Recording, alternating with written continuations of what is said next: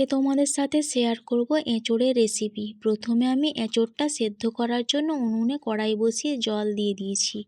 দিয়ে দেব চৌকো করে কেটে রাখা এঁচোড়। এখানে আমি 1 কিলো এঁচোড় নিয়েছি। পরিমাণ মতন লবণ আর হলুদ গুঁড়ো দিয়ে দেব। 7 থেকে 8 মিনিটের মতন সেদ্ধ করে নেব। বেশি সেদ্ধ করব না, 70% মতন সেদ্ধ করে নেব। সেদ্ধ হয়ে গেছে, জল ঝরিয়ে তুলে নেব। এখানে 6টা ছোট ছোট সাইজের আলু নিয়ে নিয়েছি গোটা গরম মশলা, তেজপাতা, 4টে মিডিয়াম সাইজের পেঁয়াজ কুচি করে নিয়েছি। 1 চামচ জিরে ধনের গুঁড়ো, 1 চামচ হলুদ গুঁড়ো, 1 চামচ লঙ্কা গুঁড়ো, 2 চামচ আদা বাটা, 2 চামচ রসুন বাটা আর কাজু। উনুনে কড়াই বসিয়ে দিয়ে দেব সর্ষে তেল 50 গ্রাম, 1/2 চামচ চিনি ফুটে উঠলেই দিয়ে দেব কেটে রাখা আলুটাকে নেড়েচেড়ে লালচে করে ভেজে নেব। লালচে করে ভাজা হয়ে গেছে, তুলে নেব। একই তেলে দিয়ে দেব সেদ্ধ করে রাখা এঁচোড়, নেড়েচেড়ে লালচে করে ভেজে নেব।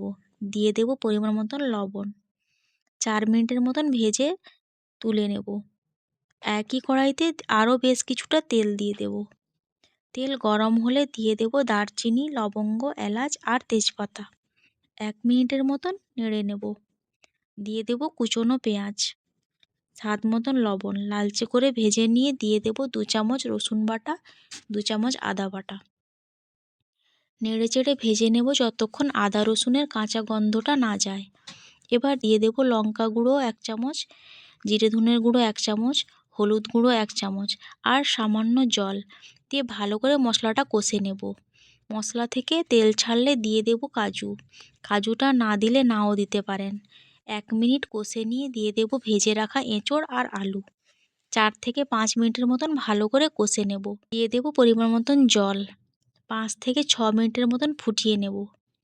আলু আর এঁচোড় সেদ্ধ হয়ে গেছে, দিয়ে দেব ধনেপাতা কুচি আর ভাজা জিরের গুঁড়ো।